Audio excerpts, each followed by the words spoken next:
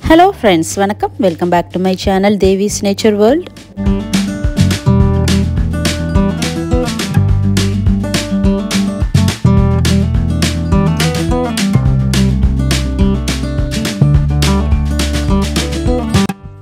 இன்னைக்கு இந்த வீடியோல என்ன பார்க்க போறோம்னா அமெரிக்கால எங்க வீட்ல உள்ள கரும்பு தோட்டத்தை தான் பார்க்க போறோம். பாருங்க எவ்வளவு சூப்பரா வளர்ந்திருக்குன்னு. இந்த கரும்பு வச்சு எவ்வளவு வருஷம் ஆச்சு, நான் எங்க வாங்குனேன், இதோட மெயின்டெனன்ஸ் என்ன அப்படிங்கறத பத்தி இந்த வீடியோல நான் சொல்லி இருக்கேன். சோ வீடியோவை கடைசி வரைக்கும் ஸ்கிப் பண்ணாம பாருங்க. பாருங்க எங்க தோட்டத்துல கரும்பு எப்படி வளர்ந்திருக்குன்னு, ஒரு கரும்பு தோட்டமே இருக்குன்னு சொல்லலாம். இந்த கரும்பு வந்து எங்கள் தோட்டத்தில் உள்ள பேக்யார்டில் ஒரு 3 இடத்துல நான் வச்சுருக்கிறேன். இது ஒரு சைடில் உள்ள கரும்பு தான், இது ஒரு ஃபென்ஸ் பக்கம் நான் வச்சுருக்கிறேன். இப்போ இந்த கரும்பு வச்சு எவ்வளோ வருஷம் ஆச்சுன்னு பார்த்தீங்கன்னா கிட்டத்தட்ட ஒரு 1.5 வருஷம் ஆகுது. ஃபஸ்ட்டு எப்போ கரும்பு வச்சோன்னு பார்த்தீங்கன்னா ஒரு 3 வருஷத்துக்கு முன்னாடி வச்சுருந்தோம். அது இன்னொரு இடத்துல இருக்குது, அதை நான் காமிக்கிறேன். இது வந்து 1.5 வருஷம்தான் ஆகுது. பாருங்கள் 1.5 வருஷத்தில் எவ்வளோ சூப்பராக வளர்ந்துருக்குன்னு. இங்கே அமெரிக்காவில் இந்தியன் ஸ்டோர்லலாம் பார்த்தீங்கன்னா பொதுவாக வெள்ளை கலர் கரும்பு சின்ன சின்ன பீசஸாக கட் பண்ணி வச்சுருப்பாங்க. அது அந்த அளவுக்கு இனிப்பாகவும் இருக்காது. இந்த மாதிரி கரும்பு வந்து இங்கே அந்த அளவுக்கு கிடைக்காது. இது நம்ம ஊரில் கிடைக்கிற மாதிரியே உள்ள கரும்பு தான். இந்த கரும்போட டேஸ்ட்டு பார்த்திங்கன்னா அவ்வளோ ஒரு தித்திப்பாக இருக்கும். நான் அமெரிக்காவுக்கு வந்த புதுசில் ஒவ்வொரு வருஷம் பொங்கலுக்கும் சாமி கும்பிட்றதுக்கு நம்ம ஊரில் கிடைக்கிற மாதிரியே நல்ல முழு கரும்பு வச்சு சாமி கும்பிடணும்னு நிறைய ஆசைப்பட்டிருக்கேன். பட் எனக்கு அது கிடைச்சதே இல்லை. ஆனால் இப்போ பார்த்தீங்கன்னா ஒரு 2 வருஷமாக எங்கள் வீட்டு தோட்டத்திலேயே நான் கரும்பு ஹார்வெஸ்டிங் பண்ணிகிட்ருக்கேன். அவ்வளோ ஒரு சந்தோஷமாக இருக்குது. இந்த வருஷம் பொங்கலுக்கும் கரும்பு அறுவடைக்கு தயாராக இருக்குது. இந்த கரும்பு நான் எங்கே வாங்கினேன்னு பார்த்தீங்கன்னா நான் எந்த கடையிலையுமே வாங்கலைங்க. இது வந்து எங்கள் பக்கத்து வீட்டுக்காரங்க கொடுத்தது தான். அவங்க வந்து மெக்சிகன், ரொம்ப நல்லா பேசுவாங்க. அவங்க வீட்டில் கரும்பு வாழை மரம்லாம் வச்சுருந்தாங்க. ஸோ அவங்கக்கிட்ட கேட்டோம், ஒரு 3 வருஷத்துக்கு முன்னாடி இந்த மாதிரி ஃபெஸ்டிவல் இருக்குது, நாங்கள் கரும்பு வச்சு சாமி கும்பிடுவோம், கிடைக்குமா அப்படின்ட்டு கேட்டோம். உடனே இல்லைன்னு சொல்லாமல் உடனே எங்களுக்கு 2 முழு கரும்பு அப்படியே கட் பண்ணி கொடுத்தாங்க. அது மட்டும் இல்லாமல் கரும்பு வளர்க்குறதுக்குமே கொஞ்சம் கொடுத்துருந்தாங்க. ஸோ அதிலிருந்து வளர்த்தது தான் இந்த கரும்புங்க. கரும்பு மட்டும் இல்லைங்க, வாழையுமே அவங்க கொடுத்தது தான். அப்போ வந்து ஒரு 2-3 வாழைக்கன்று கொடுத்துருந்தாங்க. அதிலிருந்து வளர்ந்தது தான் நம்ம தோட்டத்தில் உள்ள வாழை மரம்லாம். இந்த வீடியோ மூலமாகவும் அவங்களுக்கு நான் ரொம்ப ரொம்ப தேங்க்ஸ் சொல்லிக்கிறேன். இப்போ ரீசெண்டாக வந்து வாழைத்தண்டு, வாழைத்தாறு அறுவடைலாம் நான் பண்ணியிருந்தேன். அதோட வீடியோ ஏற்கனவே நான் அப்லோடு பண்ணியிருக்கிறேன். பார்க்கலன்னா அதோட லிங்க் டிஸ்கிரிப்ஷன் பாக்ஸில் கொடுக்குறேன், வேணும்னா செக் பண்ணி பாருங்கள். இந்த கரும்பு பார்த்திங்கன்னா இது இன்னொரு இடத்துல நான் வச்சுருக்கிறேன். அதே வரிசையில் கொஞ்சம் முன்னாடி தள்ளி வச்சுருக்கிறேன். இங்கே வந்து கொஞ்சம் தான் இருக்குது. இது பக்கத்தில் ஒரு வாழை மரமும் இருக்குது.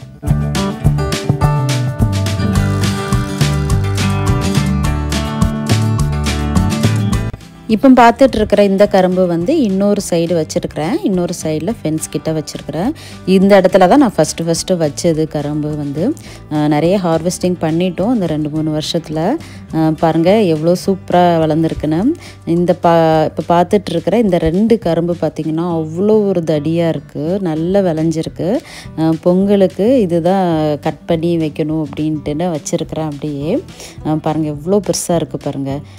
கையில் பிடிச்சா கூட கையில் ஒரு கைக்குள்ளே அடங்க மாட்டுக்கு. அடி பகுதியெலாம் பார்த்திங்கன்னா அவ்வளோ ஒரு தடியாக இருக்குது பாருங்கள். இந்த சைடு வச்சுருக்கிற கரும்பு பார்த்திங்கன்னா நல்லா தடியாகவும் இருக்குது, அதே மாதிரி நல்ல உயரமாகவும் நல்லா வளர்ந்துருக்கு பாருங்கள். கரும்பு வளர்க்குறது ரொம்ப ரொம்ப ஈஸி தான் பார்த்துக்கோங்க. ரொம்ப கஷ்டப்படலாம் வேண்டாம். இந்த கரும்புக்கு பார்த்திங்கன்னா இது வரைக்கும் நான் எந்த உரமும் கொடுத்ததே இல்லைங்க. நான் டைரெக்டாக நிலத்தில் வச்சதுனால நிலத்தில் கொஞ்சமாக மண்ணை தோண்டிட்டு அது கூட கொஞ்சமாக கிரவுண்ட் சாயில் மிக்ஸ் பண்ணிவிட்டு கரும்பை வந்து குட்டி குட்டி பீசஸாக கட் பண்ணி அப்படியே வச்சு வளர்த்தது தான்.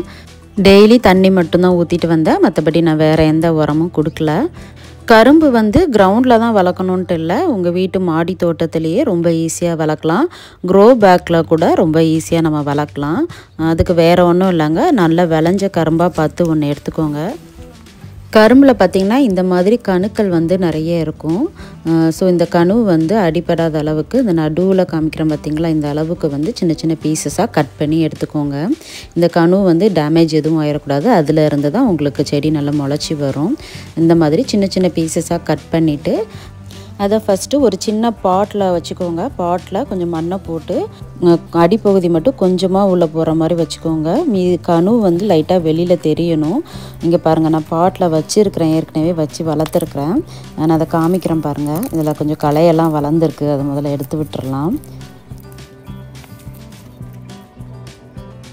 இப்போ இதை பார்த்தாலே உங்களுக்கு தெரியும், அந்த கனுவும் மேலே உள்ள அந்த கரும்பும் கொஞ்சம் தெரிகிற மாதிரி தான் வச்சுருக்கிறேன். கொஞ்சம் மட்டும்தான் மண்ணுக்குள்ளே வச்சுருக்கிறேன். இப்படி வச்சுட்டு டெய்லி தண்ணி ஊற்றிட்டு வந்தாலே கொஞ்சம் நாள்லேயே உங்களுக்கு கரும்பு நல்லா முளைச்சி வந்துடும். பாருங்கள் எந்த அளவுக்கு நல்லா பெருசாக வளர்ந்துருக்குன்னு. அதே மாதிரி இன்னொன்று நான் காமிக்கிறேன் பாருங்கள். இன்னும் நிறைய பாட்லேயும் நான் வச்சுருக்கிறேன். இதில் பார்த்தீங்கன்னா 2 சைட்லேயுமே நல்லா முளைச்சி வந்திருக்கு பாருங்கள். இந்த மாதிரி நேராகவும் வச்சுக்கலாம், அப்படி இல்லைன்னா மட்டமாகவும் வச்சுக்கலாம். அப்படி வைக்கும்போது கனு வந்து அடியில் போகிற மாதிரி வைக்கக்கூடாது, வெளியில் தெரிகிற மாதிரி மேல் பக்கம் தெரிகிற மாதிரி தான் வைக்கணும். அப்போ தான் கனுவில் இருந்து செடி வந்து முளைச்சி வரும். அதே மாதிரி மேலே கொஞ்சம் மண் போட்டால் மட்டும் போதும், ரொம்ப ஆழமாக புதைச்சி வைக்கணுன்ட்டு அவசியம் இல்லை. இந்த அளவுக்கு கொஞ்சம் வளர்ந்ததுக்கு அப்புறமா நம்ம ஒரு பெரிய பாட்டுக்கோ இல்லைன்னா க்ரோ பேக்குக்கோ நம்ம மாற்றிக்கலாம்.